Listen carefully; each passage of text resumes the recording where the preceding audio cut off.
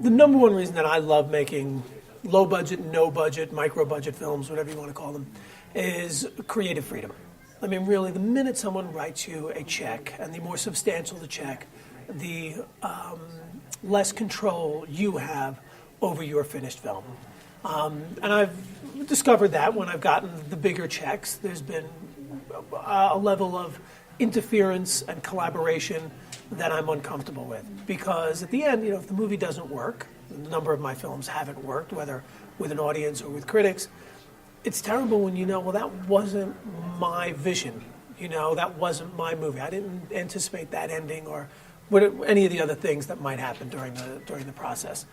So I realized, I make smaller dialogue-driven character pieces.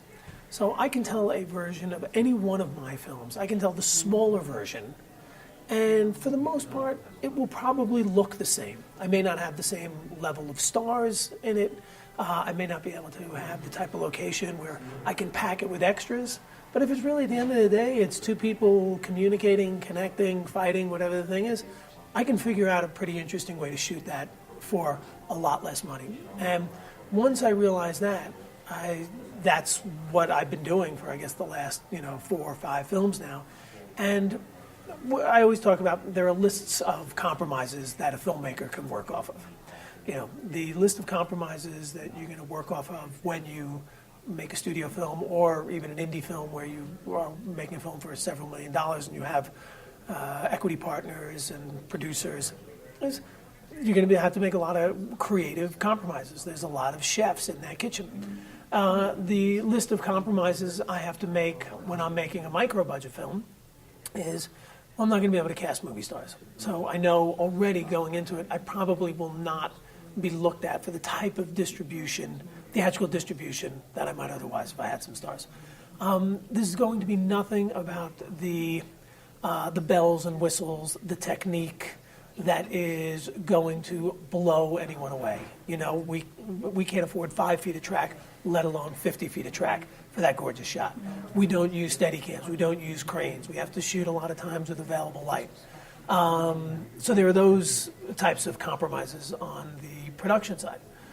But what I gain is I get to make my films without interference. I get to work with actors who are my friends. I get to sort of work with my crew time and time again.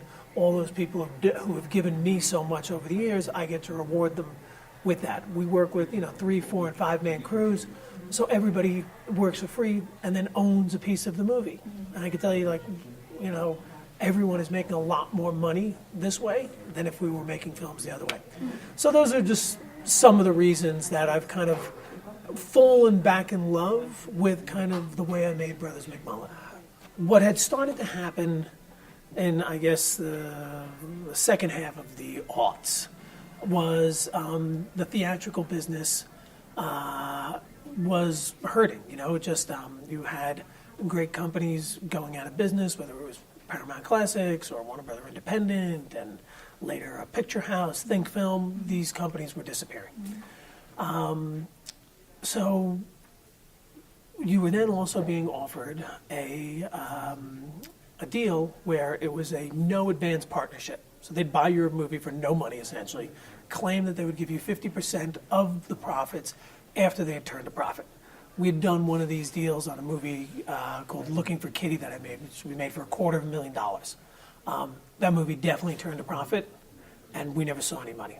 The other thing was, I had been, just from going around to film festivals and film societies, I had been starting to hear from my audience that basically said, look, if we don't live in New York or LA or Chicago or San Fran, if we're anywhere, if we're in the suburbs, which a big part of my audience is a more suburban audience, your movies never come to the theater. So I'll see you on Conan. I'll see, an actor, Jay Moore, on, Leno, let's say, for The Groomsman. And the movie never got to my town. So I had to wait the 9 months for it to be released on DVD. And by then, quite honestly, you kind of forget about the title. So we knew we had an audience, but we had been having trouble finding them theatrically for the last couple of titles. So Purple Violets screens at Tribeca. We have a great screening, and we get a couple of the smaller distribution companies, make us a proposal, and it's the no advance partnership. And we just thought, why do that again? There's no chance for us to make any money here, and we're going to have a tough time reaching the audience. The two most popular TV shows being downloaded at the time, or rented or bought, I guess, were it was Sex and the City and I think Grey's Anatomy. Purple Violets was sort of had the same audience. Selma Blair played a novelist in New York, and it was a romance. And we thought, well, look, if that many people are on iTunes already, watching that television content that's similar to our movie, why don't we gamble and approach iTunes and see? We did. They thought it was a great idea. The fact that we were the first film, the fact that we were willing to give it to them exclusively, they promoted the hell out of it on their site. And it was funny, when we did all the press for that movie, I'd say 75% of the journalists said to me, okay, you're out of your mind. You realize no one is ever going to watch a movie on their computer. You know, and that was '07. So it's kind of amazing how far we've come in 5-6 years now. And the movie did surprisingly well when it came out. I mean, the movie cost $4 million. We did not make $4 million, but we made a very significant, number where we thought moving forward, all right, iTunes is a platform that we should think about sort of first and foremost, because we had already fallen out of love with theatrical. On the next film, what we did was this movie called Nice Guy Johnny.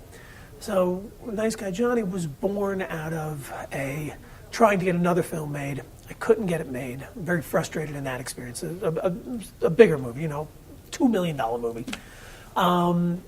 So my producing partner and I, this guy named Aaron Lubin, out of frustration, we sat down and said, all right, when I was 25 and I made Brothers McMullen, I had no money, no connections, and didn't know how to make movies.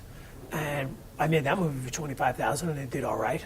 Why don't we do the same thing now? So we wrote down sort of our list of rules, and it was the McMullen rules. We were going to shoot in 12 days. The production cost would be no more than 25. We'd only work with unknown actors. They'd have to do their own hair and makeup. We wouldn't pay for a single location. We'd shoot primarily available light, and we had to shoot the film in 12 days. And with those parameters in mind, I sat down and wrote the script for Nice Guy Johnny. And we made that movie at the end of post-production. It cost $125,000. So when we premiered at Tribeca, again, offers start coming in for distribution, and John Sloss, my lawyer, says, I want you to think about something. Because he knew that we were very successful with iTunes, he goes, if we add VOD to that component, you have an option now where instead of playing in the two theaters, New York and LA, you can get into 45 million homes. Like, you already did this thing with Purple Violets. You should think strongly about adding this to it, and maybe this even becoming the key component. And it made sense to me. So that's what we did, and that movie, we didn't spend a single cent marketing the movie. Everything was just done through social media, and primarily Twitter. A little $125,000 movie got into the iTunes top 10. It was just us and Winter's Bone were the only indie movies in the top 25 that week. So that spoke to, okay, we know now where our audience is. And that movie did very well, so we replicated that on Newlyweds and then replicated again on Fitzgerald's Family Christmas. And now this next film, we're going to even try a different version of a digital release. Well, our mutual friend, Ted Hope, is the guy who is the one who convinced me that I needed to get on Twitter.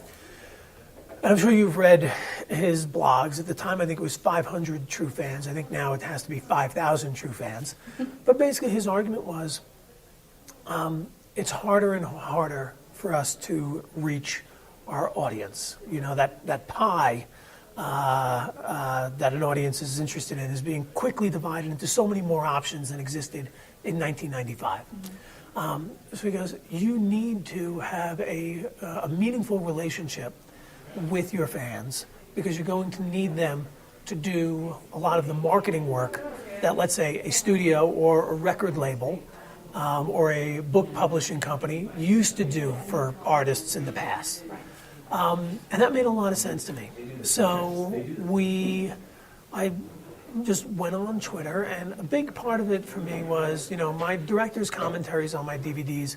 I always was very forthcoming with how we made our movies for nothing, and I always heard from people that they like that. So I knew I'm going to focus on how I make my movies, and this will just be for film students, film geeks who want to figure out how do I make a movie for 25 grand.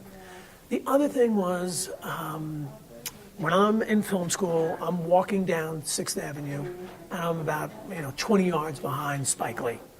And all I want to do is run up to Spike and ask him 1,000 questions about how he made She's Gotta Have It. All right? And I don't have the balls to approach Spike on the street, and I missed my opportunity. So I just thought, well, you know what? Why don't I use Twitter as that? I'm Spike on the street, kid out there, and the Twitterverse is me 20 yards behind. Now he can approach me and ask the question. And I have to admit, I'm surprised how much I enjoy the engagement.